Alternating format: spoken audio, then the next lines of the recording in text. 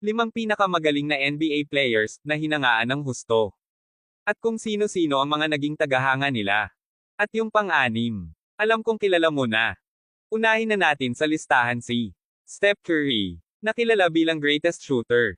Maliit pero maliksi at may pambihirang talento sa larangan ng basketball.